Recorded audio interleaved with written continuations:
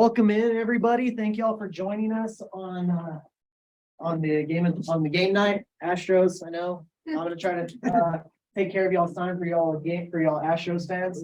I'm one myself, so we will do our best to keep with that. Here, let me make sure the camera looks all right there. And everybody in Zoom land, go ahead and comment some questions. Hype each other up, whatever looks good. My name's Devin.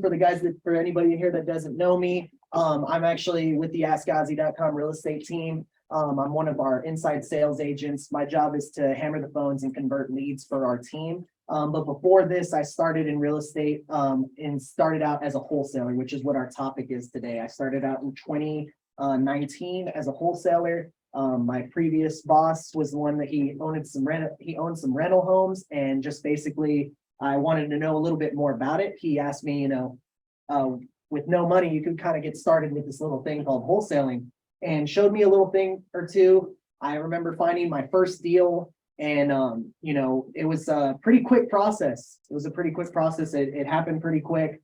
Joined a couple Facebook groups, and then boom, had a nice check, which is kind of like kickstarted my real estate career. I wholesaled for good over I joined this team in 2021. Yeah, 2021. So I wholesaled all the way up until then for about 2 years. Ended up, COVID happened obviously during 2020, which kind of I left my job. My job moved to South Carolina, so then I ended up just going full time into wholesale real estate, which ended up feeding my family for a good amount of time up until Ozzie. I met Ozzie through that experience, and in 2021 he asked me to get my license so I can come join in the vision for the team over here. And now, since being a part of Grid, it's awesome. I love this whole thing we get to do, and this whole network, and this whole thing we got going on here, right? So today we're talking about how to wholesale. So this is going to be a full-blown discussion, guys. I'm going to go through these slides real quick for the people that don't know what wholesaling is, just so we can at least understand it, comprehend it a little better. And then from there, we're just going to go into talking about what's working in the market right now for wholesalers. What is a way that we can, come together as a hive mind and see what works best, and maybe we can even give each other some ideas on how to move forward. I know there's a lot of people in here that do not know anything about wholesaling. There's a lot of agents in here. There's people that are just curious about getting into it and want to find out, hey, how can I get into real estate without any money? I have very little to work with, and I'm not like just a guy that has huge pockets that can just go and buy a house, right? This is a way of getting that bank account up to where you can get to that point where you want to flip houses, build houses, rent houses, that sort of thing, right? This helps you build that capital up, and that's something that's helped out my career in that sense. So how to wholesale, assigning real estate contracts for quick profits. We're going to just jump right into it. Leader intros. Who are we? So guys, just for anybody, this is your first Grid meeting. We're the Grid Investor Network. So Grid is just a nationwide network of investors, contractors, lenders, agents, anybody that has anything to do that with investing in real estate that wants to get involved in that sort of thing. We all connect, and it's just a way that we can all talk and give each other ideas and share our knowledge, and spread the wealth throughout our communities, right? So as far as what we have here in the Southeast Houston, we don't really have one in Houston yet, so we kind of cover the whole Houston area, which is pretty awesome. So we're hoping to build this up. This is only our third meeting, right? And we're trying to build this up. There's plenty of grids across the nation right now that have hundreds of thousands of people, and we're trying to build that up, and you guys are the start of that. So thank y'all for joining us today. All right, I'm gonna go on to the next one now. Member intros. So this is the point where Ozzie likes to, I'm sorry, I didn't even point out the elephant in the room. Why am I talking? Y'all see Ozzie's face on the poster, and everyone's like, oh yeah, I'm gonna come see Ozzie Ramirez. Ozzie isn't here in the room, unfortunately. His daughter had a birthday party, I wouldn't say birthday party, but she had a birthday today, and he wanted to take her out to eat. And, obviously family comes first in our business. So he went to take care of that, and he asked me and Stephanie to kind of take the reins on today's meeting. And of course, it's the Astros game, so I got stuck with that as well. Yeah, so that being said, member intros, this is the point in the meeting where Ozzie likes to point at somebody that we don't know, and we want to ask you those things. Tell us a little bit about yourself. What is your niche? What are you looking for? How do you hope to benefit from the group? So what I'm going to do, guys, is I'm going to point to 2 people in this room, and then I'm going to pull 1 person that I do not know from the Zoom meeting to introduce themselves. So first things first. Hey, I'm Julie. I live in Houston. Crypto, a swing trader. This is just another leg I'm looking to expand. I have a friend that's in real estate that talked me to see. Hey, glad to have you here. Thank you. And gentlemen that just walked into the room, red shirt. That's my favorite color, so I'm gonna point at you. Tell us a little bit about yourself. What's your name? What's your niche? What are you looking for? And what do you think of benefiting from this group from? My name is Jacob, aspiring real estate investor, and I'm currently working at an insurance consulting firm. And I'm just looking to get started, mostly like financing opportunities, stuff like that. Awesome. Awesome. Well, glad to have you here. All right. Now, did you find anybody in Zoom that we do not know? Let's go with Sydney. Sydney Moreno. Do you want to introduce yourself to the group? Do you want to kind of give us a little bit about yourself and let us know what you want to get out of the group today? Hey everyone. Yes, so I am relatively new to the whole real estate world. I am a new agent, but I'm fascinated with all things investment. So I'm kind of just a walking sponge, trying to access all the information from all the people that actually do it. So awesome. Well, glad to have you with us, Sydney. Any questions you might have, go ahead and put them in the chat whenever they come arise. All right. I know we might have a lot for a lot of new people in it. So we'll go ahead and get right back to the slideshow. That's important legal stuff. Do you all want to read it? no. All right, cool. I need to go. Thank y'all. All right, good. So what is wholesaling, right? Wholesaling is the process of finding a good deal, putting it under contract and selling the rights to that contract to another investor. Now for people that don't still, me coming into this, I don't understand what any of that means, right? For anybody that's totally new and does not know what that means, basically finding a good deal. Let me throw a property under the bus. That one right across the street. I don't know if y'all happen to see it. I know it's getting dark at night, but that one's kind of like, it looks a little, the grass hasn't been cut, roof's kind of little iffy, right? The house looks a little iffy. It's kind of like, you see a broken window. Any house that you see like that, right? Let's say that you know that owner and you know that owner wants to sell. You know that owner wants, to just get it off, right? Like, I'm tired of paying on this property. I'm tired of paying on the taxes, whatever the case may be. And you happen to get that property under a purchase agreement where I'm going to buy the property, me, myself, I'm going to buy this property. And then you turn around at a certain price and then you go to an investor like Heston per se and say, Heston, I've got this house that she wants to sell it and I want this much for it. And then Heston's like, all right, I'll pay that. And then Heston buys the house. I keep that in between amount. And then boom, boom, that's basically a wholesale. I'm almost like the middleman in the deal. Who in here is an investor that flips houses that has bought a deal from a wholesaling before? Raise them nice and high. All right, cool. We've got 3 of them in here today. So that's great. So you've got resources. So end buyers right here. These are the guys, if you're looking to get into wholesaling, you want to get with us. You should have raised your hand too, because you buy as well. So anyone that's an aspiring wholesaler, get with us after the meeting and get our numbers and everything like that. We'll even put them in the chat for you. And if y'all find those deals, we are your end buyers. We can help. We can take those deals off your hands and buy those deals from you, right? Make your money. And so in a sense, wholesaling is just the middleman. You're finding the deal, you lock it down, you get a set price with the seller, and then you give us a set price for the end buyer, right? And then you keep that in between. We're going to explain a little bit more as we go forward. So for instance, I just gave that whole thing. All right, but this is more numbers. So if you located a property that would be worth $100K after a $10K renovation, you can be confident that an investor would buy that property for at least $60.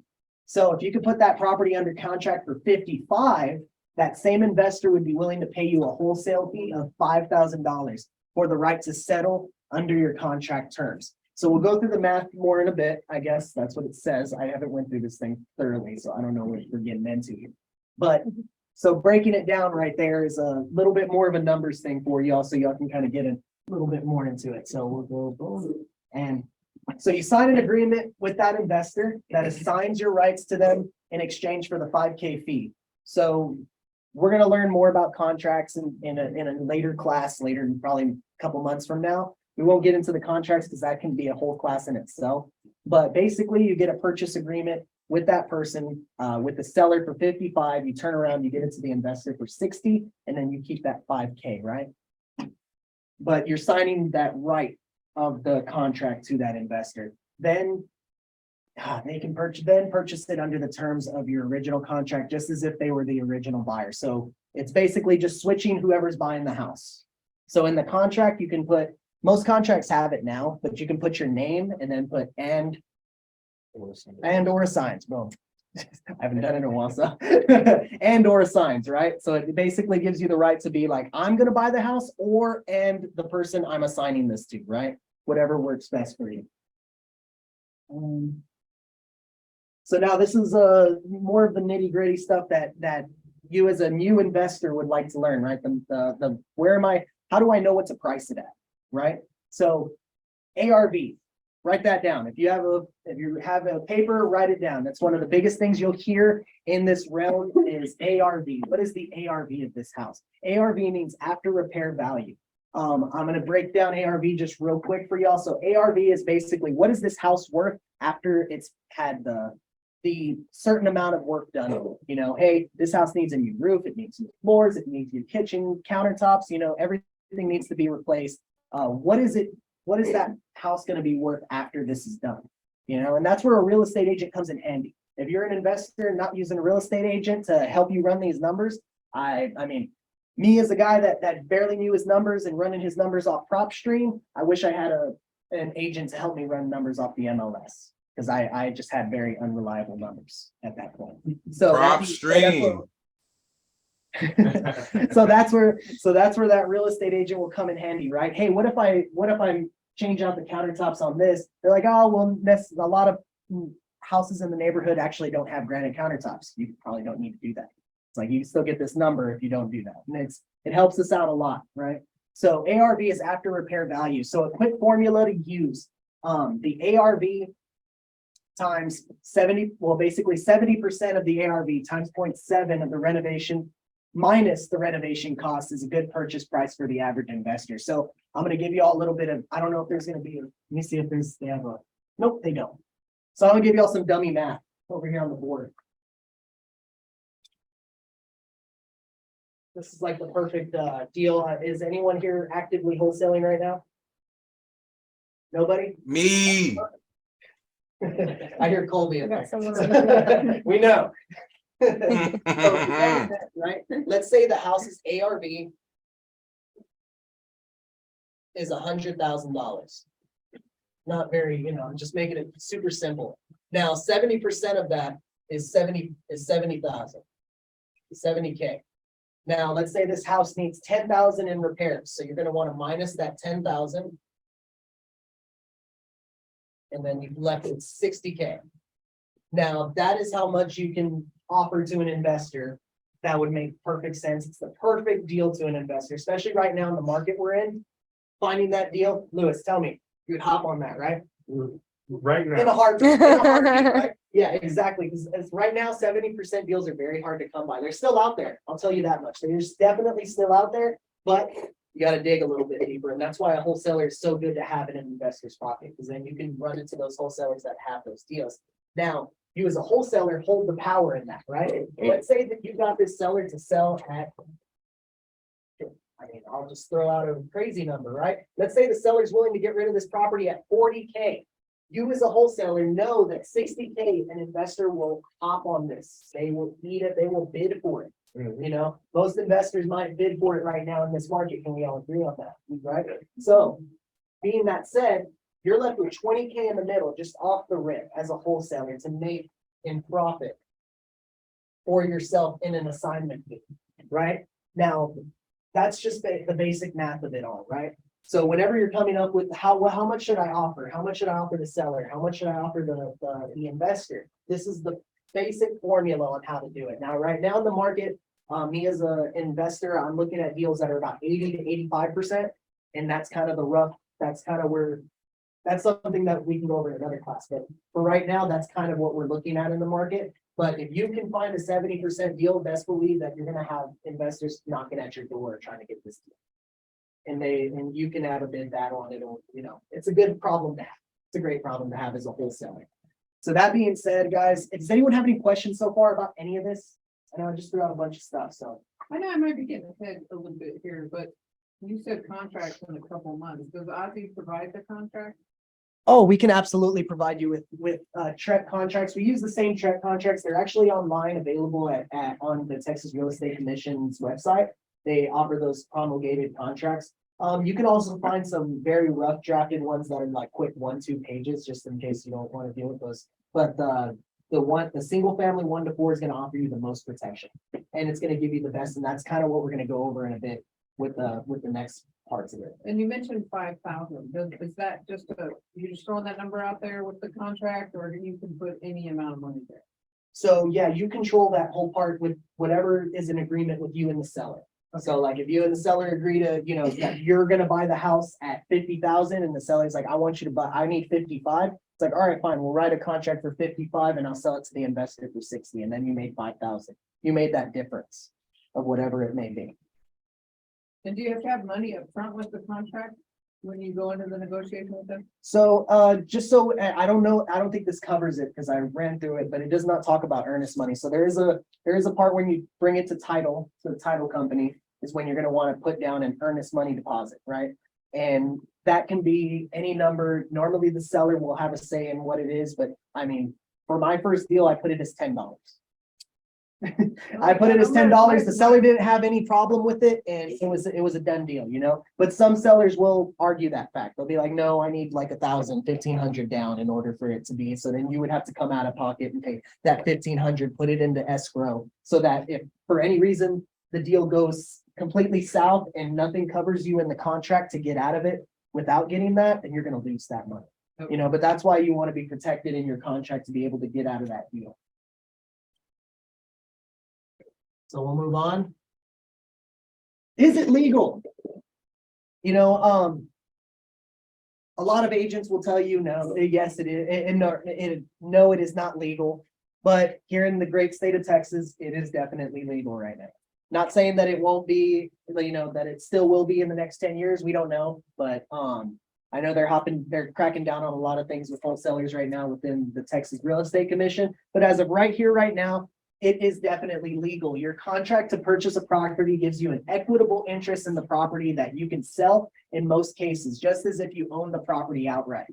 The key is to ensure that your contract is clearly assignable. Consult with an attorney and check your local laws regarding the assignability. So that is the big thing that's going around right now. Right now within Texas, it is still very much legal and everything is okay as long as your contract clearly states that it is assignable. So as long as you can put Devin Martinez and/or assigns, I'm good. I'm good to assign that contract to another investor. Does that make sense to everybody? So does the wholesaler ever actually close on the house? Some do. Some do. Some do if you have the money for it, and then they wait to what's called the wholesale. It's basically where they buy the property and then just immediately put it on the market to try to get somebody. Because once they own it outright, they can call a real estate agent and be like, hey, list this property for me. Right. But most don't want to get to that point. Most don't not want, they will start, they'll be trying to get out of that contract, if anything, first.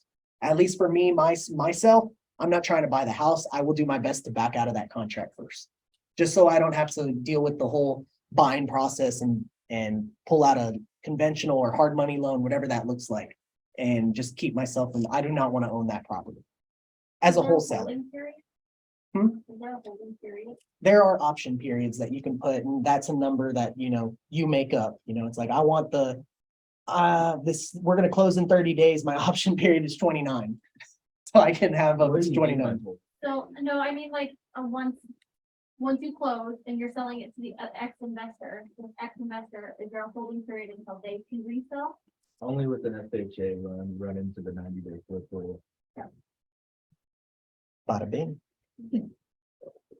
Bada boom. When you go to the person to, get the home from, the seller, do you disclose it like, hey, I'm a wholesaler and I'm gonna assign it to somebody else, I'm gonna find you the right buyer? Yes. It depends on who you're at. So the thing, so it depends on the wholesaler, right? Cause I mean, I've ran into wholesalers that will tell you, all the time that they are buying the house, but, they don't, right? And that's the unfortunate reason why wholesaling is kind of getting cracked on right now, is because we have a lot of people in the business that are not being, yeah, exactly. I mean, they just not having the integrity enough to be honest, right? And as far as like for me as a wholesaler, I'm always gonna let the owner know if I can't buy it, I'm going to have somebody that will buy it, So I will find somebody, and that's always the upfront. I will let them know, and when they're signing the contract, hey, just so you know, it says and/or signs. That just means that if I can't buy it, I have a business partner in my network that will. So no sweat. We're gonna get this figured out. And then, of course, with us being agents as well, we have other outings with, listing and everything else of that sort, right? Any other questions? Zoom, all good? No question. All good, brother. I got to keep the enthusiasm going, you know what I'm saying? Here and there. Yes, we love it. We'll get it going. So do I need a real estate license? So the cool thing is for you guys is no, you do not need a license to sell your own property or contact right or contract rights that you directly control. So as of right now, wholesaling and everything that you're doing, you do not to flip a home. You don't need a license to buy a house, personally between an owner and a buyer. That's why you have for sale by owner. You can sell your home, you can buy a home just like that. So it's basically that same instance. You have a contract with the seller, you put it in the title. You do not need a license to do this. So any questions on that? Pretty simple, right? All right. Where do I find buyers? So one of the places you can find buyers. Now, I think there's a reason why we don't have a lot of buyers here tonight. Last time we had a lot of buyers. This time it's a little slowed down, but I think it's just because of the wholesale thing. But you will find buyers here at your grid meeting every month. Another place that I found buyers was on Facebook. I posted on Facebook groups. You do run into a lot of wholesalers there every now and then, but you can find some very qualified buyers. If a good deal is a good deal, if you have a good deal, an investor will find you. As long as you market it out correctly, you post it in the right places, you get it out to the right people, pass it through your real estate agent. They will help you find a buyer. They will have a buyer for you. So there's plenty of different avenues to find buyers, and that's exactly what we can talk about when we get into our discussion, and we can talk more about in-depthly about some other things. But you can find buyers pretty much everywhere. I can throw a rock and find an investor that'll buy a good deal from. I'll call Lewis first. Yeah. So.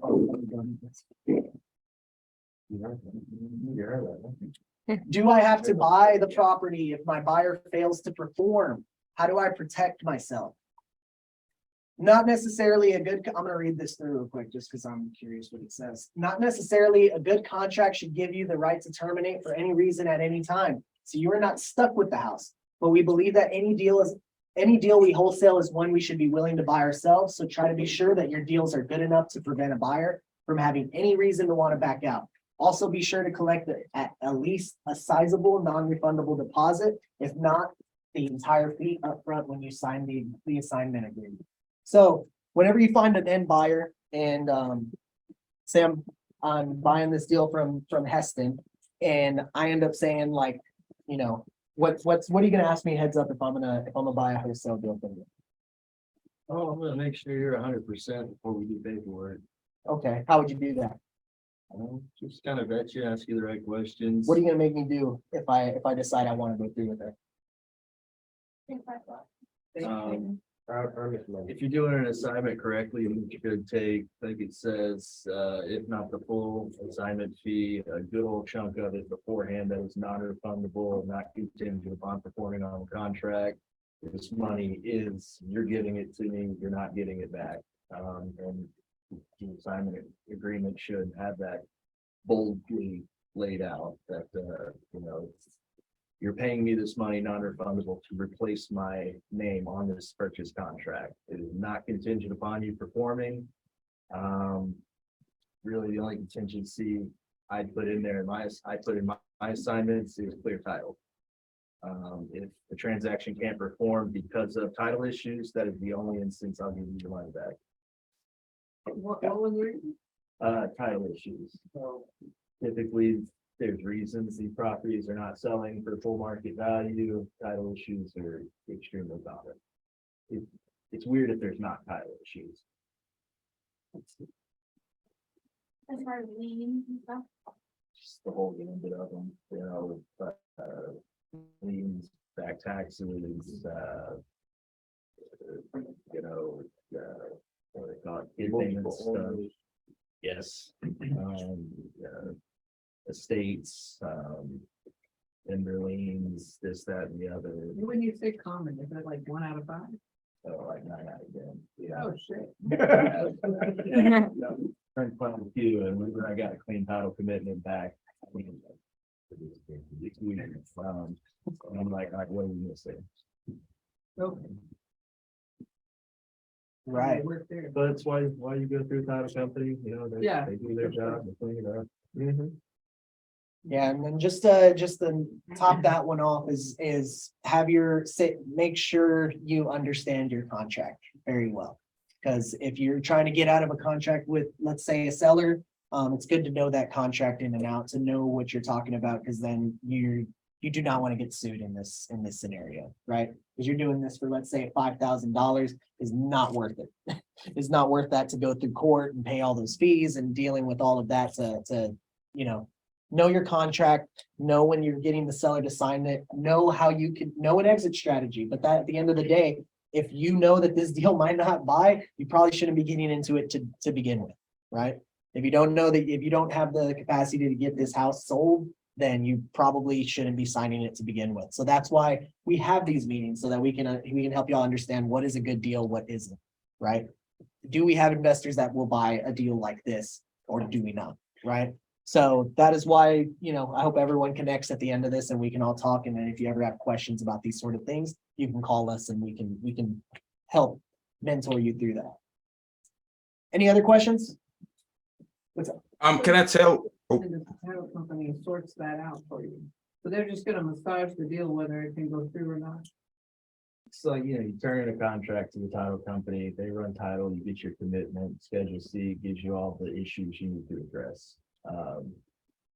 So if you can't clear title, make it, a clean transfer of title, then, part of the Texas Real Estate Commission 1 to 4, there's a whole section in there about, objecting to title.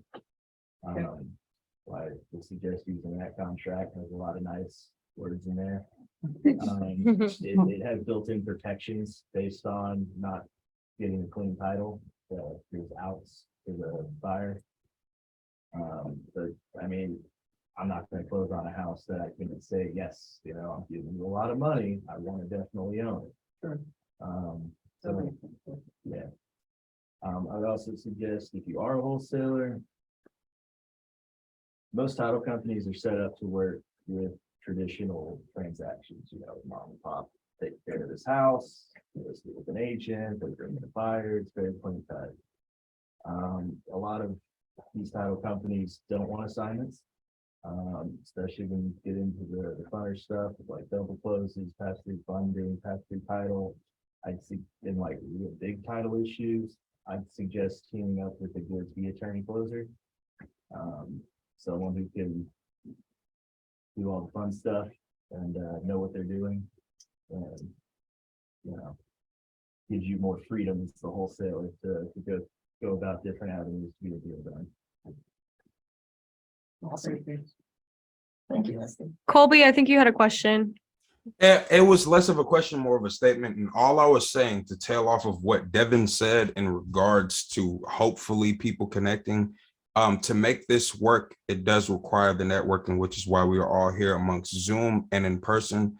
And I feel like I was just trying to reiterate on what you were saying, to say that the networking part of this is one of the most important things. So please, everybody in here, both Zoom and in person, please make sure to network. That's just going to grow your network. Absolutely. That's it. Awesome. So moving forward, how do I get paid? your fee can either be a line item on the settlement statement or preferably be escrowed with the title company or an attorney in an escrow account and released to you at settlement. So, had it both ways. Most of the time, it's just a check that I get cut at the title company after everything's all said and done. The title company will call me, be like, hey, you have this, you have this check sitting over here waiting for you. Everything's been settled. The buyer's bought, the seller is sold, everything's all done, clean transaction. Bada bing boom, go to the title company, pick up my check. That's most of the time how it's always happened. Had it wired to me once, but that's, I'd just rather be able to hold it in my hand and be all happy about it. That's it. It's like a paycheck. But that being said, it's clean cut. How do you get paid is just making sure you're structuring your deal correctly. You know, structuring it, making sure that you have all your numbers correctly and being able to not bite more than you can chew. I know as a wholesaler, when I started first getting started, I was thinking about, you know, let's approach, and just to point this out, approach this role with integrity, right? Because I mean, for us agents in here, y'all know that we have a fiduciary duty to our clients, right? As agents, that's what we have.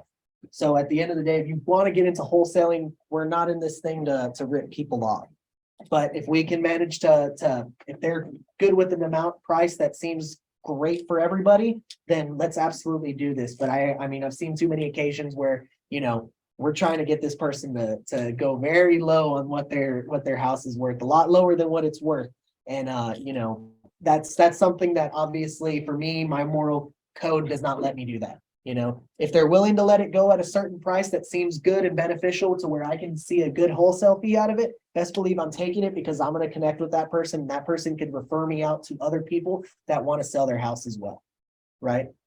They can know 10 other people that have, you know, distressed homes and they want to sell their houses as well. So I want to build that connection so that they know that they had a great experience with me and they know they can refer their friends out to me and I can buy and flip their houses as well, right? Or wholesale their houses. So approach this role with integrity.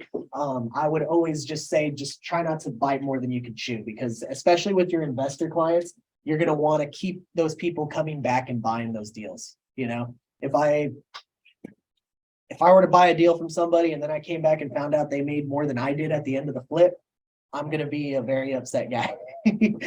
I hope I never find those out. If that ever does happen, hopefully you double close. But if I ever buy a deal where I find out, you know, I came out of it with only 25,000 and I find out the wholesaler made 30, I'm sitting here like, wow, I did all this work, you know? So remember that the investor that's buying it at the end is the one that's actually going to get the work done and get the, you know, they're doing all the heavy lifting at the end of it to make this property what it is.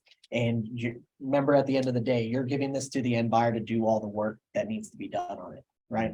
So I don't know about you guys, but when I first started this thing, $3,000 check to me was a freaking great check to me. I'm just gonna throw that out there. That was about a month. That was about a month's pay for me, you know. So when I made my first deal and it was $10,000, I was sitting there like, I thought I was rich. I thought I was a millionaire, you know. I took my family out to a very lavish dinner all week.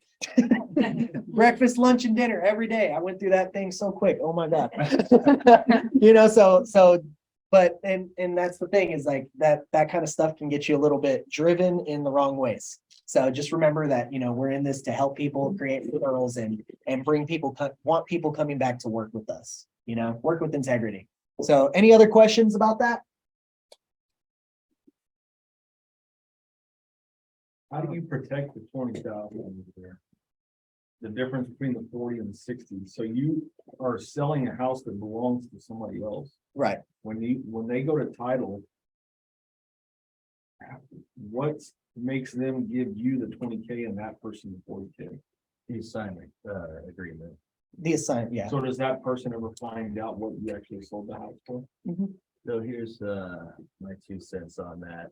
With the assignment agreement, your fee is going to be disclosed to your investor buyer. So like, he's selling his house, we go under contract.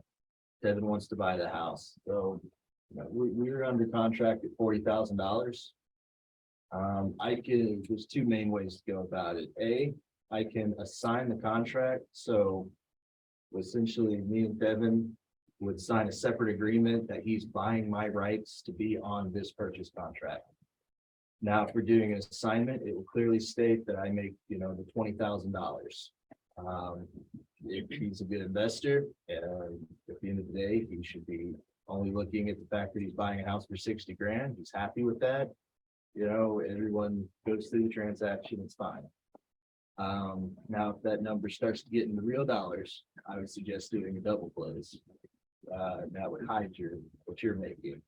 So I would go under contract with Christian, straight $40,000 purchase contract. As soon as we sign our paperwork, we're on paper, he's selling me the house, I'm gonna start marketing it. I'll go find Devin.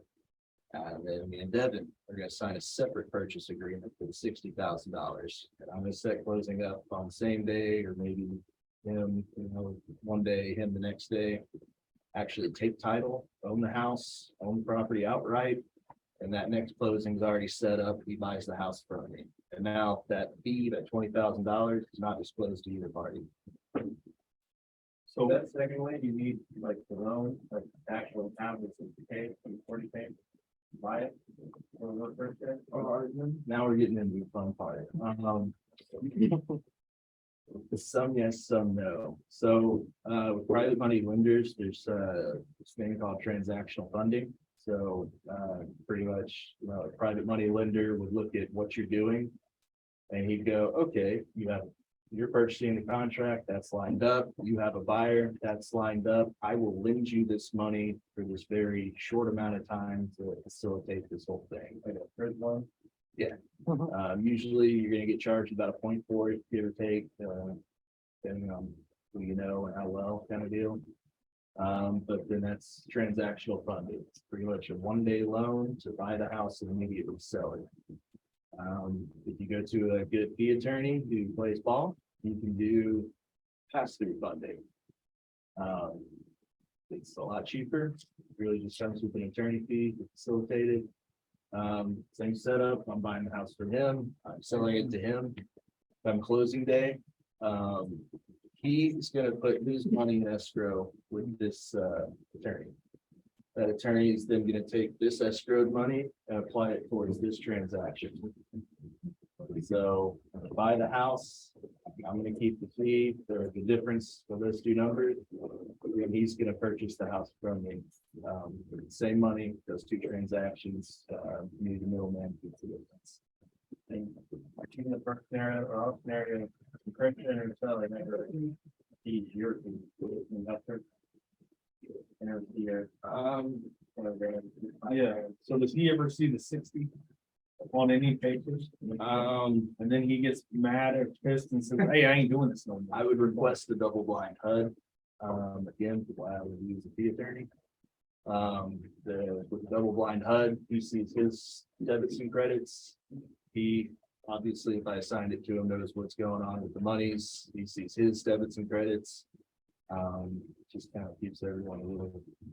So there's a big profit, but you don't gotta get into the dirty work. It's a little fee, whatever, you can scare for it. It's like real money. I started to look into that double close and keep everyone.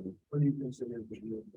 That's up to you. Whatever you think, if you look at this and be like, I think this is a lot of money, I should probably double close. If that thought comes to mind, it's probably a good hunch that you should probably double close it. And if you don't get a hunch after like $50,000 or 100,000, 6 figures, you're probably I don't know what's going on in your head at that point. It's like, oh, this investor won't mind me making 6 figures on this. That better be a big damn deal. So we got a question in the chat. This is for agents. So it's from Sydney. She says, so as an example, could you give me an example, so as an agent, could you give me an example of why the seller would want to do something like this versus listing it on the MLS with me? Pre-foreclosure, does this move quicker than the typical list and sell the traditional way? So that in itself, there's lots of reasons why, they look at it as the faster way. It definitely can be, just depending on what it looks like and putting it on the market with an agent. Because then when you're putting it on the market, and then some people, we've actually ran into this here at the team. is some people don't want to do it because of the fact that they don't want people to see the inside of their house. It's a very touchy subject, especially if they're living in it. You know what I mean? It's kind of a, if you have a hoarder house that's tearing apart, that's falling apart from the roof in, caving in. A lot of people are very, people fall into shame about that, and they don't just want that stuff being put out in public. So when an investor comes in and wants to pick it up and just do it real quick, nitty gritty, it's all done. They don't have to deal with having people showing the property, this, that, and the other happens. Those are one reason why. Here, I'll admit that person. That's Yeah. one. Another reason is also you run into the issue of there not a lot of people are educated. So I'll give you this as an agent.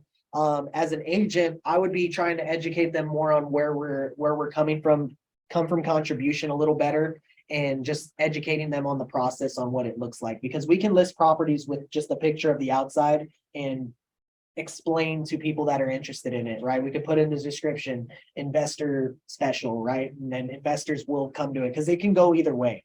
But and then some investors actually don't like, and then another thing too is like there are a lot of investors that do not like buying on market properties. I've ran into investors like that as well. And some lenders, as a matter of fact, I've ran into that do not like buying on market properties as well. So some private money lenders, hard money lenders, ran into some of those that do not like to fund those kind of properties that are listed on the market just because of extra fees, commissions, and et cetera, right? Those are little things as well. But Colby, you said you wanted to answer that. Yes, I did want to get in. And first, I do want to give, I want y'all to welcome with warm arms my friend Mika that just came in. He was the gentleman that just passed you a second ago. You were talking about buyers and the lack thereof being present, and he is one. And I want to definitely introduce all of y'all to him. I would love for all of y'all to get acquainted with him in Zoom land and in person. He is an avid buyer and he is a respectable man. Now to answer what the lady was asking, I believe it was, I'm scrolling up, Sydney. So you touched on all the subjects, but another key point is motivation. And that's where I love getting my list for wholesales, because a lot of the time you'll notice that these people's motivations you come across a property that's distraught, right? Okay. That property is distraught for a reason. A lot of times it could be somebody inherited it that is not in the same place to be able to take care of it. They're sick of paying taxes on it, all types of stuff. The motivation is another huge factor in it that would make them want to get off of it in a cash sale versus having somebody listed. Because if you have somebody listed, you're going to have to contribute time. And a lot of people don't want to contribute that. So that is a major thing. That's why wholesaling is what introduced me into real estate in general. But it's just a good way to think about it. It's the motivation. The motivation usually lies in people wanting to get rid of something that they have no use for at the moment, right? And that's basically what it is. That's one of the things that people should definitely be thinking about. Yeah, Awesome. Thank you, Colby. Of course. We had another question that came in. Where do you get your deals? We're going to talk about that after. I promise you, we're going to dig into that right after we're done with this slideshow. We're going to have a discussion about finding deals and everything of that sort, the real stuff that we want to get into, right? But we have some people in here that do not know what wholesaling is, so that's why we're kind of covering the basics. So how much money do I need to start wholesaling? Possibly none. I'll tell you this. So this deal what my old boss, well, leader, whatever you're gonna call him, my old employer, he told me basically drive around and find a property that needs its grass cut and looks like shit, right? Just find a shitty property. That's what he told me. And he said, when you find one, come and show it to me. Let's talk about it. So I drove around and I found this this duplex that was in the Heights. Literally, it was a stain on it was like, you were driving through this very nice neighborhood, and then boom, that house was there. You know what I mean? It stuck out to me. So I took a picture of it, took the address, took it back to him, and that was my first wholesale deal. That was my first wholesale deal. He helped me skip trace it. He helped me get in contact with the owner. I called him. I set up the terms. And then real quick, posted it on a Facebook group. It got shown to like 5 different people and then it got picked up within a week. You know, it was a real seamless, beginner's luck, I guess, I don't know. But it was a very good one. And that was no money out of pocket whatsoever, right? Another route I took after that when I turned this into my full-time gig is I made Facebook ads, Google ads. I created an LLC. I did all that, right? Now that kind of stuff requires money to get into it, to start producing leads. But really, at the end of the day, you can just literally get these deals just by driving around. The money you put in for gas, you can write it off.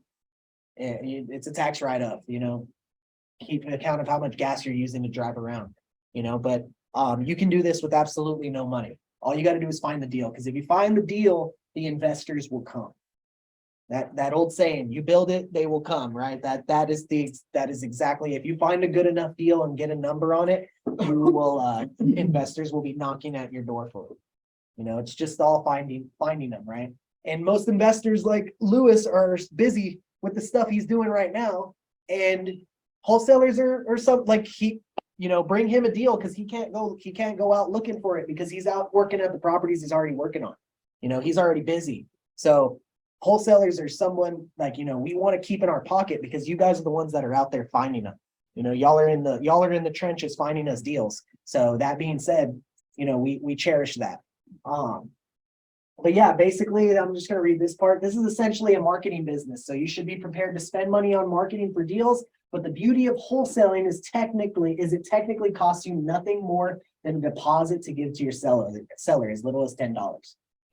That earnest money deposit I talked about at the beginning, right? When you get with that seller under contract and put it in the title. So is there any questions as into that? Skip tracing, do you guys offer that as well? We do not offer it, but we can definitely coach you in how to get it all done, and we can train you on how to use it and everything like that. Batch skip tracing is the most immersive one. You can find True People Search. That's the one you use. I like that.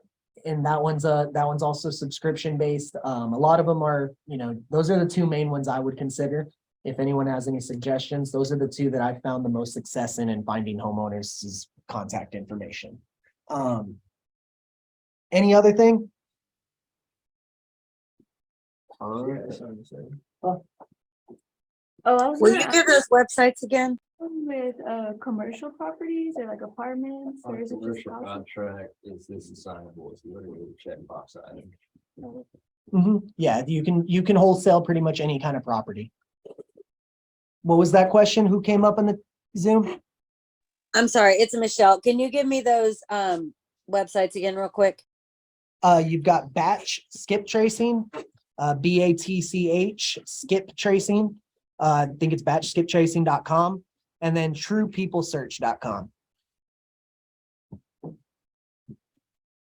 And those 2 websites, one of them you can import a list. True People Search, you could just straight up search up the address and it'll give you the list of people that have lived there or anything like that. And it can give you their phone number, sometimes email, like an active email. They might just spit you an old email that they don't use anymore, but you can find some updated info on there to get in contact. Great question. Okay. And anything else? Perfect. I think we're almost to the end here. Do I need to understand the renovation costs, ARV, or soft costs for a project to wholesale it?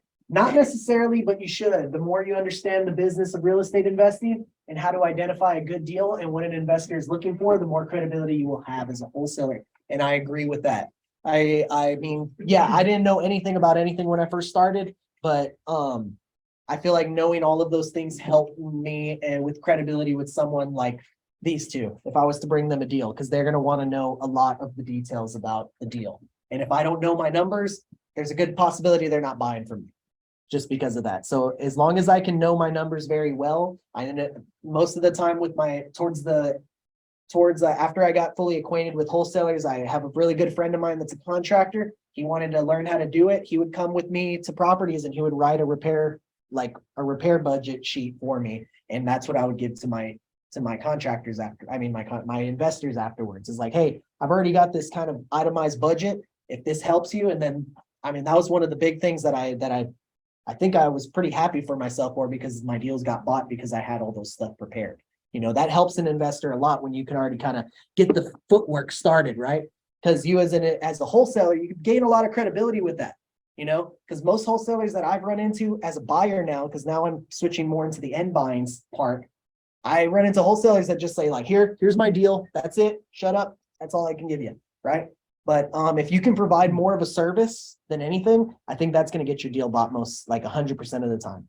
You know, if you can come up with like, hey, this is what renovation cost looks like. I think you could switch out this. It's a good rental play. Oh, it's a good flip play. Come out with a strategy, right? Because the way I was taught to wholesale is that way. I'm the guy that's giving you the plan. This is the plan. This is what we have. This is a great rental play because you can do this, that, and the other. Do you want to buy it? Fuck yeah, I do. You know, like however it works, not just I'm putting this deal out there with no explanation at all. Do you want to buy it or not? You know, and that's typically what we're seeing a lot in the business. And I'm glad to have shared it with a lot of you new people that are wanting to get into it. A great way to get your deals bought and have more credibility as a wholesaler and not be part of that population that has a sour taste in, you know, in a lot of investors' mouths. Also, Oh, yeah. where you can get on that rehab number, you know, it's like that one was 10K. If you overestimated that, you don't competency on ballparking that number. I was going into it saying it was 20. Well, you know, if I made this 20, that's gonna make this number 50. It makes my take home 10. So just being able to ballpark, get that number more accurate, you're not leaving money on the table. More, I agree with that. Those of us who are new to this, though, how do you figure that out? A contractor, hook up with some folks actually flipping houses. Investors love to talk, you know, sure. Is there any contractors in here today? Any contractors? Few houses. Got good old Wes here. I would hook up with. a lot of problems. I would hook up with him. If you, after we're done here and everything like that, link up with him, get his number, get his contact information. He is always willing to walk properties. He's walked a lot of properties with us and he's working on projects for him right now too. So he knows his numbers. And then also, I mean, look, I'm a big guy that's a YouTube university guy. I learned how to run the Zoom meeting on YouTube. And I mean, as much as yeah, there isn't a lot that you can learn a lot from just basic contracting skills on YouTube, just basic stuff. Like, I'm not saying you're not going to know the exact numbers like Wes does, but I mean, I can go walk into a house and be like, okay, that costs about that much. Okay, that costs about this much. Okay, I can probably get the floors done for $4 a square foot, you know, whatever it looks like, right? So just kind of itemizing that a little better and learning it. It's a learning process. So you'll get it after you walk more properties, you know. So the big thing is to walk as many properties as you can, get the practice of walking through a property and identifying what's wrong with this house. You know, what can I do to this house to make it better? And then learning the prices to those specific things, right? So that's the best advice I can give you, is just walk some properties, see the problems that stick out to you, and how much does that cost to fix, you know? There are some general ballparks. Feel free to tell me I'm wrong. Very light stuff, about $20 a foot. Starting getting like more than just fixtures and paint, $40 a foot. A heavier remodel, $60 a foot. You're doing everything, I mean, $80 a foot. Safe pitch number. Honestly, it's a lot easier to bid out. I'm doing absolutely everything than picking little things here and there. Plus, it depends on the houses you're on. And you need a real estate agent for that. And look at other comps in the area, see what they were done and how they were finished. Because granite's different than Formica, tile's different than laminate or vinyl. So an agent can help determine how all the other houses around that house are done. And that'll tell you how you need to put money into that property and get the maximum value back. Yeah. I don't get that one. Also, understanding the itemized cost of everything helps. Because, you know, I've used those ballparks before and I've probably lost deals because my rehabs were too high. And I was like, well, that's not a 70, that's more of a 90% at the ARV, so I walked away from the project. If I would have understood the numbers right or more accurately, I could have probably done this year. So understanding the cost, itemized cost, of everything is, it's better for that. And it all circles back to that, right? Just knowing, being in the know about this thing that, whether it's renovation, title fees, all that sort of thing. Knowing all those costs will help out a lot in the end with your investor, you know, with whoever you're selling it to. Whoever your end buyer will be, the more you can give them those numbers as tight as possible, as good as specific as you can be. It's gonna help that investor understand your deal a lot more, and it'll help, like I said, your credibility. I can't tell you how much credibility matters in this business because of the fact that I've ran into too many people that just don't know their numbers. And that's and it's painful, you know. So any other questions? Sorry. Was there one in the? Okay, she's Lita asked, can an agent wholesaler be the buyer investor? And how will it work? Don't know if that was answered already. I'm trying to understand your question. Can an agent wholesaler, so an agent that's a wholesaler? Disclosure. Ah, yes. So, okay, yeah. So disclosing that you're an agent. So yeah, one thing I say to a lot of people, and this was right when I became an agent, because I stopped wholesaling since becoming an agent. Like I kind of flipped because I wanted to learn the agent side of everything. But when I did do a wholesale deal and I have flipped a home since becoming an agent, a thing I tell a lot of the sellers is, look, I've got 3 different hats for you. You know, I've got an agent hat, I've got my investor hat, and then I've got my just, you know, my normal me hat, you know, just, it's like, which one do you want me to win? You know, which one do you want me to talk to you in? Because really, if I wear my investor hat, I can tell you, you know, this is what I need to do in order to get this amount. You know, this is how I'm going to look at this property. If I'm wearing my agent hat, I'm going to tell you, you probably need to do this, that, and the other in order to get the amount that you're looking for, right? And then if I'm wearing my normal person hat, it's just like, you know, what can I do to be of service to you? You know, which, you know, how can I help? Right. So disclosure, exactly what Colby said. Disclosing everything up front is going to be the best thing for you. Does anyone else have anything to hop in on that? You were on that, so we can- Hey. we're down. We're, Oh, I thought we down. were up. Oh, man. no. What inning? Second? How was it? Okay. Okay, good to know. We're almost. All right. Is there any other questions? Perfecto. How do I handle settlement? Typically, we have our sellers and wholesale buyers close at different times, and we don't usually attend settlement at all. However, you may want to utilize a traditional settlement with seller and wholesale buyer as your partner who will be working on with the project. This is normally all the explanation that is necessary, as we have already informed our seller of the likelihood that a name or entity will likely be used with the settlement.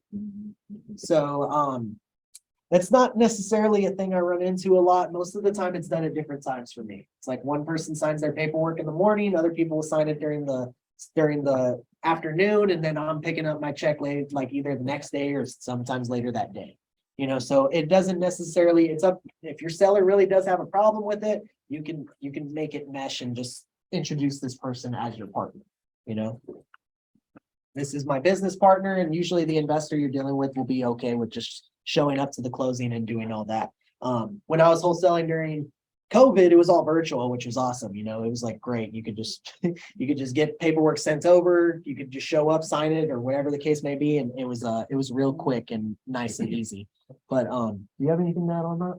Yeah, I'd suggest never introducing them to each other 2 separate times. There's no reason they need to move. I agree. Any questions about that? That's pretty clean cut. I I was just gonna say, damn right to Heston, what he said. Damn right. As a wholesaler, yeah, you don't want that. All right, we're gonna move on. Should I pull title on the property? almost always when signing a contract with the seller, always ask about the status of any liens, taxes and mortgage probate process, etc. Affecting the property, but then verify this information as soon as possible through a title company to ensure that your seller has the legal and verifiable equity to sell under the agreed upon terms. So making sure that this person actually owns the home. This is something I learned when becoming an agent, is not, people lie. I didn't know that. I thought when you told me you own this house, you own this house. Little did I know is that people sometimes say that they own the house, and then you pull title and you find out, it's something that, their mother owns and she lives all the way in Canada, and you're like, oh, well, you don't actually own this house. You've just been living in it for the past 10 years. So it's like, you can't sell that to me, and that's something that needs to be educated on, right? But anyways, with that being said, yes, put it through title. Definitely I will always suggest putting it through title as soon as you can, whenever, just to get that process going, because titles, and depending on the title company you use, they could hold off the process a little bit, especially when you're saying I can close next week, or 7 days, 30 days, whatever the case may be. Always give yourself at least 30 days, guys. I'll just say that. Don't try to tell people you're gonna get it sold next week, especially in this market we're in right now. We don't know. We don't know how things will go. But that being said, I already forgot the question. Yeah, you should definitely pull title. Title is going to help you push that deal through, find out, make sure, iron out every single detail about the property. Make sure that owner is the actual owner. Make sure they don't owe a bunch of stuff on it. Make sure their numbers are correctly. I ran into a deal that I was going to flip, and this seller told me she only owed, she was in pre-foreclosure. She told me she owed about 127. The ARV was about 270. So I was like, wow. And she only wanted 30,000. She was like, I just want 150.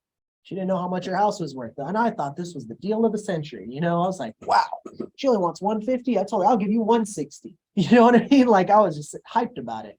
And put it through title. Title took forever because they could not find her payoff. I couldn't find her payoff. I was looking on a lot of different things to try to find out how much she owed, and everything pointed to around 120, something along that. Later, I found out she hadn't paid her note in about 10 years, and she owed about 250.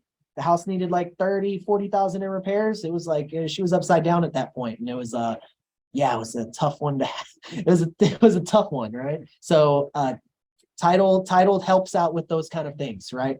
She told me it was 126, got me all excited, and then title told me the other way, and I ended up very sad. But so definitely I would always suggest putting it in title. Is there any questions? Awesome. You guys are a great crowd. Oh, well. I was just gonna add, that sounds like it sucked so bad. It did. It sucked really bad. I was hyping my fiance up so much, like, oh, it's gonna be so great. It's gonna be so good. And then it's like, I had to come home that day and be like, oh, I found out. Title told me the worst news. That's that hurt, brother. I understand. I did give it to somebody that ended up subject toing the property, and I made like $2,000 on it. It was pretty cool. So I found an exit strategy in the Yeah. Right? beats me. I don't know. I didn't ask those questions. I just know that they said that she'd been late, she'd been paying a little bit here and there. And I was kind of like, they were just kind of giving her that thing, but it was just, it rolled over so bad. Can you do a question? Yes, ma'am. Investors are purchasing one section. You repeat that question? So you have investor clients that are looking to purchase and then run the second. Really come down, I guess, to the condition of the property. Section 8 has requirements as far as what the house needs to have, what would look like, qualify. Those standards are pretty low though, so. What is section Assisted income, subsidized house? subsidized housing. It's the first qualified for Section 8, by an inspector come out, and he's just making sure it's got pretty much base requirements to be a property, to live there. It needs a certain number of bedrooms.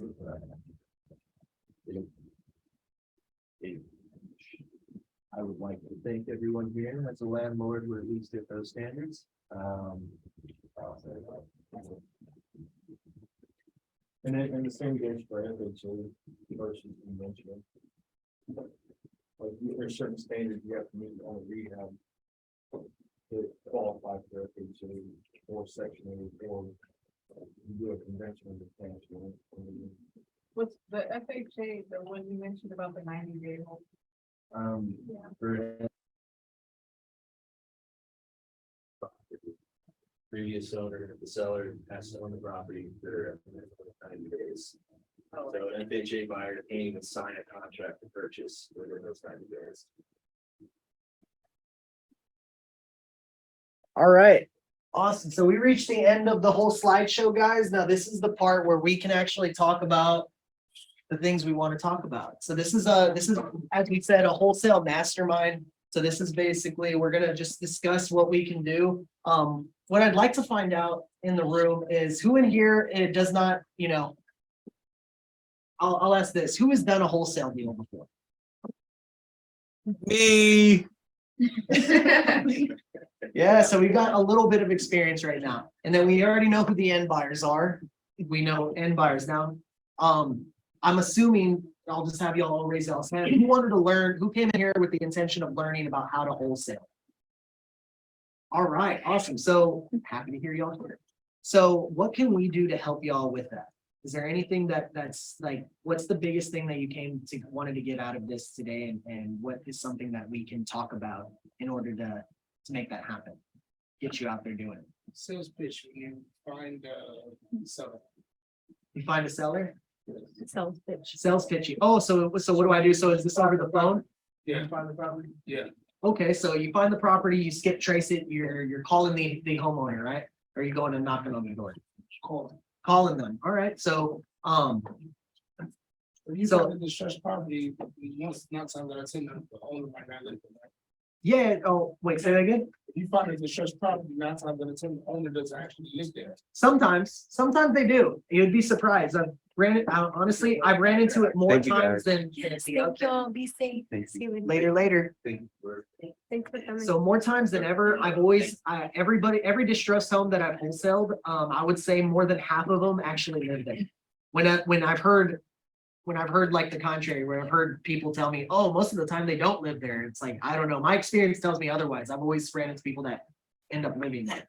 So if they live there, it's a two different conversations. So I'm going to approach it the same way I approach my conversations today. So like, hello, Javon. Awesome. Hey, Javon, this is Devin. I'm with I'm with whatever Devin buys houses. And I was just curious. I saw your house and I was just wondering, what do you, have you ever thought about selling it before, or getting into that sort of thing? Hey, is there a reason why, it looks pretty, or do you live in that house right now? Start asking questions. You dig into the reason why they're in that house to begin with. Why is it like the way it is? Are they renting it out and people are just tearing it apart? What kind of conversation can I have? I'm just going to have a lot of questions. I'm going to approach it with a bunch of questions. Is why is this property the way it is? And then come to it from contribution. Well, have you ever thought about selling it? Oh, no, I don't want to sell it. I have a lot of equity in the house. Well, tell me, is it work? Are you going to fix it up? And it's still just hammering those questions. I want to dig out as much as I can as to, why they're deciding to keep this property. But for the most part, this property, if they haven't taken care of it, there's a good chance that there's a reason for that. It's because they either are low on money, they haven't been able to keep up with upkeep the house. And I want to find that out because I want to approach them with the solution that, look, hey, I can actually offer on your house. Like, I would love to put an offer in on your house today if possible. Is it cool that I can come by and check it out? Can I iterate on that with you, Devin? Unless you were in your zone, I ain't want to interrupt. You're fine, brother. What's up? So I just wanted to say, to really tail off of what you were saying, that's why I was saying earlier that it has a lot to do with the motivation, like exactly how he's explaining it. A lot of the time you'll notice that whenever it comes to these things, these people, especially whenever you come across a property that's so distressed, and that's the polite term for what we call that in the industry, right? Distressed. You come across these properties, you can tell that it's vacant or things of that nature. those make the best things to target after. And that's why skip tracing is such an important thing. Because it enables you to find who to contact to even talk about this property with. And that's what makes this wholesale stuff makes any type of sense, because you notice that these properties are usually in such a condition to where it's like they weren't taking care of this shit anyway, right? And that's the biggest thing. That's something to keep in mind. And I've made over $200,000 off of wholesaling. So I wouldn't be talking here if I didn't know anything. But that is an important thing. You have to notice stuff like that. You have to. But that's it. Yeah. Thank you, Colby. Absolutely. What about, yeah, I had to turn that. It's not like you have a family member that messes with you get Probate. Probate. Like an estate sale? Yeah. So I heard that the county has like a list of people that inherit homes. Mhm. How do we find that? So the best place I found it is through the county clerk's office. You can actually go through the Harris County Clerk's office. Write this down if y'all want to, because that's actually very, it's something that when me and my fiance when I was wholesaling, me and her would work on it. So she would go to the county clerk's office. And you can actually, the website for them, and you can actually go to the public files and you can actually find probates. And now this is very tedious work, I can say, because like you can easily buy probate deals, but I'll tell you this, when you buy probate deals, like from like a list, like let's say you buy bulk lists, those are usually made about a week after that probate gets put out, or a month sometimes after. Like if I'm trying to get probates for like the most recent and I'm buying from Mr. John James over here, John James is going to give me the list that's from, right now we're in November, so he's giving it to me from September and before. I'm still missing a lot of October, so you can get the most updated down to literally they post them by 5 p.m. every single day.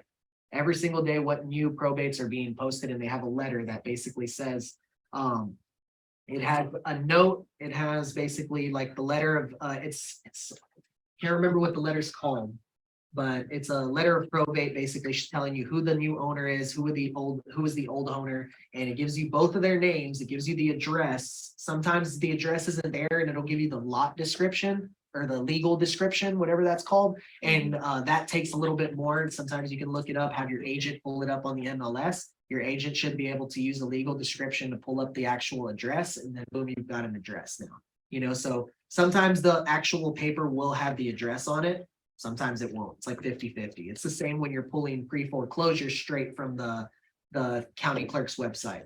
It's when you're pulling it from the county clerk's website, you're literally getting those default letters. You can actually see them before they even go out and get their mail and see that they're in default. You know what I mean? So like I've called people where I've been like, hey, noticed I'm just calling to see, I asked them about their home being in default. They're like, I'm not in default. It's like, and then I look at the date, it's like, oh shit, this was just mailed to them today. Like, I'm like, have you checked your mail today? No, I have not. Well, you're gonna be in for some news because you're in default, so those the county clerk for Harris County, Galveston County, that's all public information. That's all stuff that can be easily pulled. It's very tedious work, right? And you're seeing basically what the county clerk's office does is they grab that letter that they're about to send, they scan it. So it's a scanned document. So you're looking at a PDF of the scanned document. So sometimes that lettering is really hard to see. And my fiance told me she was never going to join real estate because I made her do a lot of that. She was pulling all the names, she was putting them in a CSV file, and then we were sending them to batch skip tracing, get that whole list pulled, and then I was sitting there dialing, so it's very tedious work, but you can get the most up-to-date things and start calling them before, because back to that John James guy, right? He sent me that list, but that's not exclusively my leads. He's sending that list to thousands of other investors, and best believe that those people are getting blown up by everybody in the room. Everybody's blowing up this seller, and this seller's now trying to get the best deal that they can possibly get. So if I can get in front of this person first and offer them the best offer I can, then I have a better chance of getting it.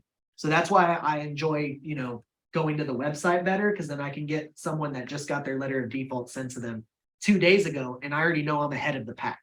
I'm ahead of most of the pack, the guys that are buying those pre-foreclosure lists, going to preforeclosure.com, all those different things. Those people are already getting, they're already getting hoarded by a bunch of people. I'm hitting them up when they first get the letter, you know, because then I can approach it from a place like, hey, I noticed this happened. Is there anything I can do to help you? Can I connect you with a mortgage lender that can help you refinance, right? Those sort of things. I'm not just offering to buy their house, I'm offering to help them get out of this shit. You know, if you can approach it from that standpoint, is a good opportunity they're gonna work with you. You know, good chance they'll work with you. In my opinion, if you're working a foreclosure list, you should work those lists, like out of the houses, you go there's 24 letters, stickers, flyers all over the door. That everyone's hitting them up at that point, too late. Even pre-foreclosure, I think it's too late. If you really want to work that list, work that avenue. I'd find you a good data miner and have him find you 30, 60, 90-day lists. You're making contact after the first missed payment. Hey man, just wanted to introduce myself. Popped up on my list here, saw you missed the payment. Just wanted to make sure everything was okay and we're working out towards a solution. Yes, awesome. Congratulations. I wish you the best. I really do. Have a great day. Here's your 60-day list. Hey man, noticed you missed another payment. Just wanted to touch base again, see how things were going. Can I help you out with anything? How are things going? You either figured out, cool beans. I wish you the best. Have a great day. 90-day list. Hey man, I saw you missed another payment. There's 3 payments now. How are we? What's going on? Is there anything I can do to help? Usually it's about that 4 or 5 missed payments. At that point, you get real fees, real penalties, that lump sums, really growing. Honestly, if they're missing that many payments, if you're in a bind, coming up with like 10 grand all of a sudden isn't really an option. You're trying to make as much contact beforehand, the first few little stumbles. So whenever they do have that realization, they're going to be bombarded by the time they hit pre-foreclosure. Once they hit foreclosure, everyone and mother's going to be beating on their door. You want to be the guy who's been calling since that first missed payment. Because now they're getting hit up, blown up, their phone's getting texts, email, people are knocking on their door.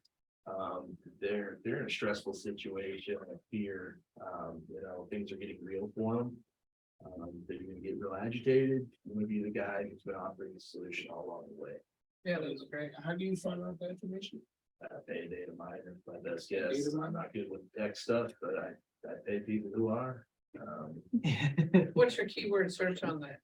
I go like the Facebook investor group, should be like, hey, who's your data miners? I don't think it's like. Yeah, and that's something like, that's something that definitely is something you will come out of pocket for. And sometimes data miners do cost a decent penny, depending on the information you're trying to pull, because they're working.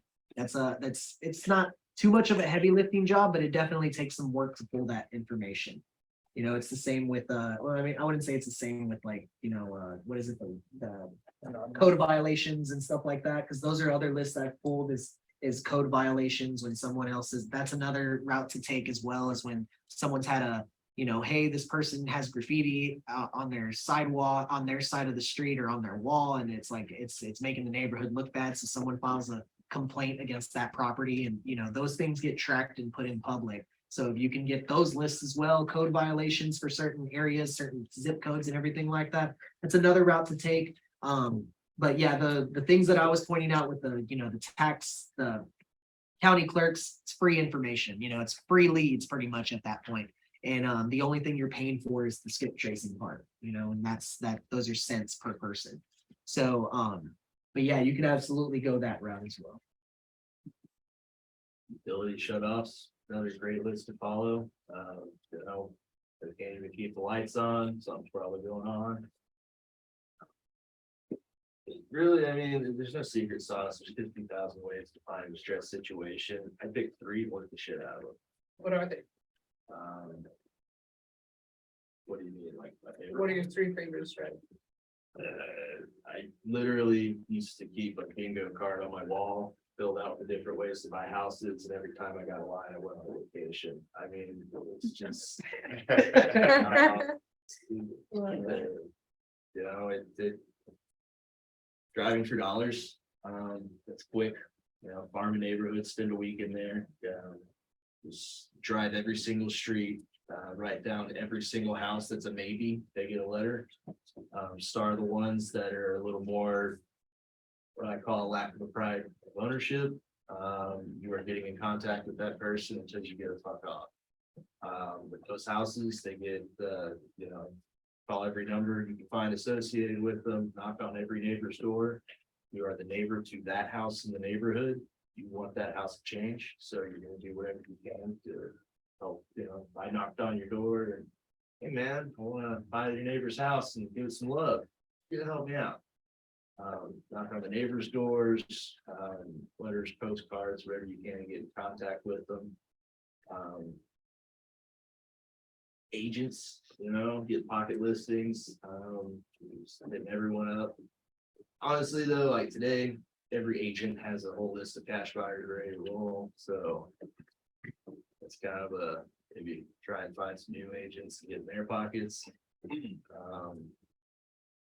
Meetups, Facebook groups, you know, some Facebook groups are better than others. In Austin, yeah, buying 1-2 properties a month off just like one Facebook group. Are you in Houston here? I was in Austin for like 8.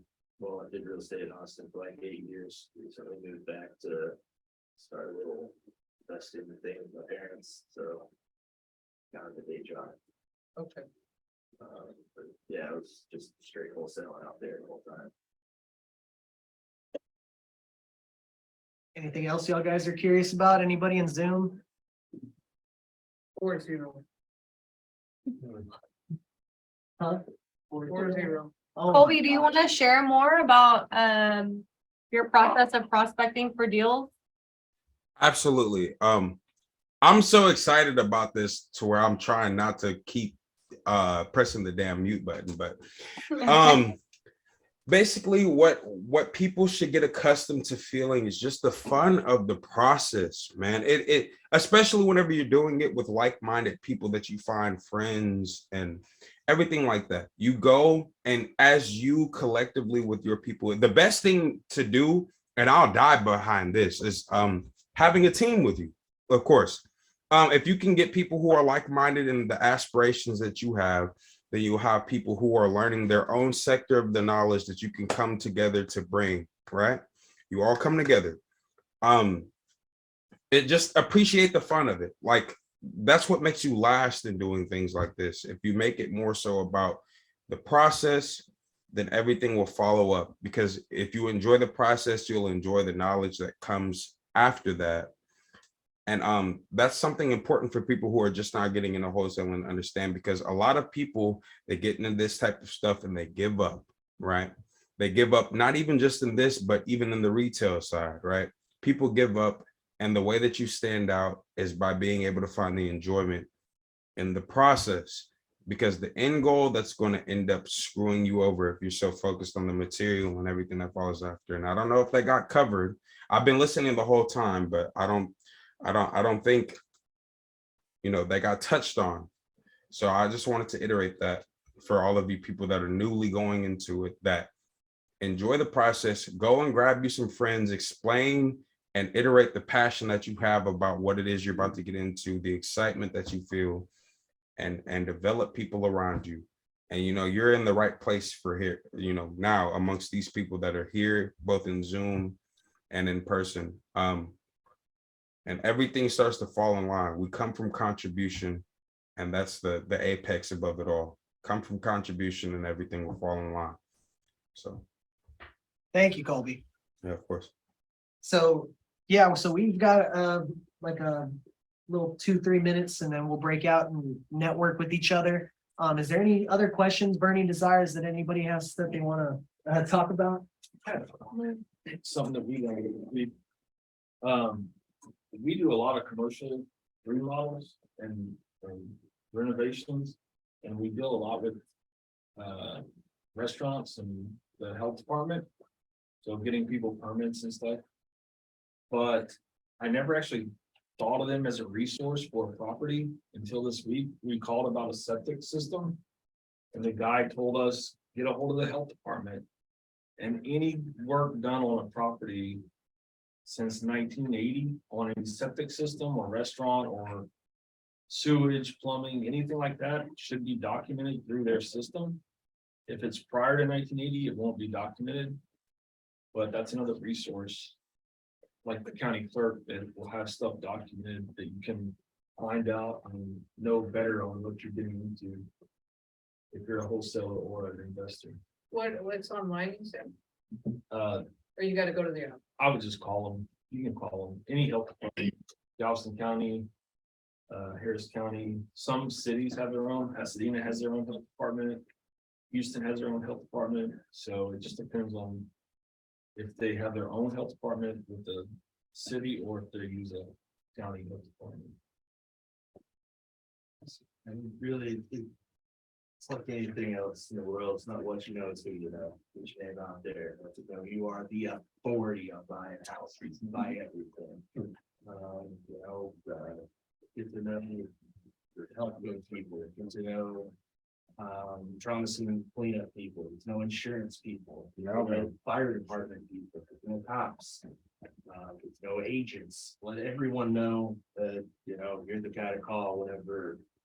Oh man, my brother's uncle's aunt's sister has got a house that's, one of those properties. Well, hey, I know, let people know that you're the person that comes with these things. You'd honestly be surprised what you can get with a box of 50s. Just Not really. how many doors that opens. They rent for plenty of months, it's just a box of 50. Just let people know, get one of those silly stickers for the side of your car, I buy houses cash. Put it on Facebook. Make little business cards, and just drop them in restaurants or bathrooms or just wherever you can. I've actually picked up investors by going to the public libraries or like Barnes and Nobles, like the how to flip books. Just put your business card in those. Later. That's clever. That's so. Every copy of Rich Dad Poor Dad. Got my business card. There you go. Oh, yeah. Just let people know. It's just talking to folks, getting out there. Just get creative, with the mindset of, who would be involved with those houses. And then just go say hi, drop off some sweets, at the office. Let them know you're there. Let them know you're a resource that they can bring to their clients that are in those situations. Now you're helping people help people. Awesome. Well, with that said, guys, we are in closing. I do want to, what was your name, sir? Harry. Huh? Harry? Harry? Yeah. How many deals have you done, man? I saw you raise your hand when you said you wholesale. I've done one. You've done one. Okay, well, congrats, man. Congrats. That's awesome. How did you find the lead? Mito. Yeah. Wow, that's awesome. And then, Lewis, where do you get most of you as an end buyer, where do you get most of your deals right now? Wholesalers.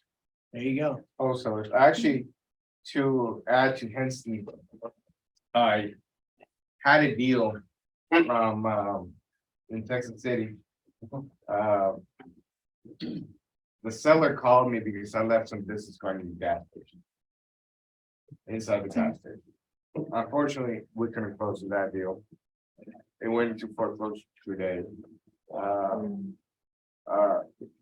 We did everything.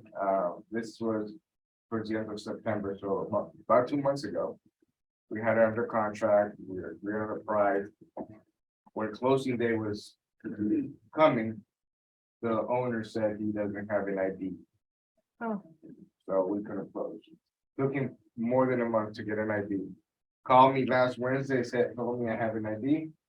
Tried to stop the foreclosure, couldn't stop it. Wow. So we lost our part left. This car's at the gas station, he called me. So Wow. That sucks. Oh, tell me about it. That really, really sucks. I just want to say that. That really sucks. It sucks. I'm still bitter. Get your trust in that. I would be too, brother. They're banned. They can't foreclose on a property with nothing like bullshit. Either it's bullshit. I didn't know that. And I buy that from. Well, guys, that was, we're past the 8 o'clock mark, but, for anybody in Zoom land, who wants, does anybody want, any numbers from, for Luis, for Heston, myself, anybody that's an end buyer? Does anybody want to get with, Harry for some wholesale deals and all of us like that? If I may add anything, please, anybody that's in Zoom land, of course, all of y'all have been here. Please stick around so that all of this information can get shared so that it means something that you attended today, besides the knowledge, please. So I'm gonna go ahead and put my number in first. I got you. If you are new to wholesaling and looking to get into it, I would highly recommend finding yourself a mentor with some experience to help you through that process. You'll see it a few times. There's a lot of very common, small little mistakes you can make that will deal real quick. Be more than happy to team up with you. I'm not free, but I do have a few hundred under my belt. Happy to work with you, get you rolling. And that's another thing too, guys, is if y'all have a house and y'all want to do it, like not only will I know Lewis, Heston and myself and and we won't just buy the deal. We can help you we can walk you through the wholesale part of it.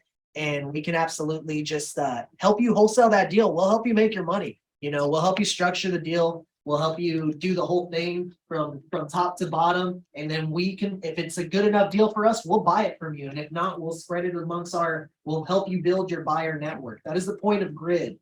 Grid is for us to spread the knowledge. This isn't like something, I want to definitely say this because I saw this today. But I saw on Facebook, it was this thing that was trying to invite me to this wholesale mastermind course, right? It was this massive course, right? And I was like, oh, that looks pretty cool. These guys look pretty professional. I'm just curious, how much does this kind of thing cost? And I click on it. They were charging me $1,500 to learn everything that we just showed y'all today. When I tell you that is I mean, not to say you're wasting your money, maybe you're learning some really valuable stuff from these people that have done it, but you're sitting in a room with a couple of people, and if you continue attending this monthly meeting, you're going to run into a lot of money in this room. And when I say our first one, we had millions and millions of dollars sitting in this room, just talking to everybody. And that being said, we're all here to help you, and we will do it, with not, we won't do it with anything, hiding. I'm up to help anybody walk through a wholesale deal with absolutely nothing to me. Just give me the opportunity to buy it if I can, That should take you to my. Go ahead. Yeah, I just wanted to take a minute to introduce myself so I can late. Oh, yeah. My name is Mecca. Here through Kobe. Oh, absolutely. And I'm an investor myself. And just taking an opportunity to meet folks, grow my network, find everything. So if you have anything, Yeah. you have anything, you let me know. I'm buying. Talk to him. Can you drop your information in Yeah, the chat, I can- or if you want to bring it over Yeah, here? I'm buying. Just and also wholesalers, I talk to them and I don't care how much you make. I don't really care. You don't have to tell me, I don't care. If the numbers line up for me, I'm good. And then to that. Good luck to you and good luck to me as well, right? Yeah. So That's that guy. That is that guy right there. Everybody got to everybody got somebody to support. So guys, y'all are in the Sure. right room. Let's talk. We're gonna end this thing on Zoom, but Mecca's gonna give us information, and we're gonna leave the Zoom open for anybody in the chat, chat it up, talk, whatever it may be. Mecca, but yeah, guys, Mecca. thank y'all for joining us, and Thank you for let's go coming, ahead and brother. get up and network. Guys, thank y'all on Zoom.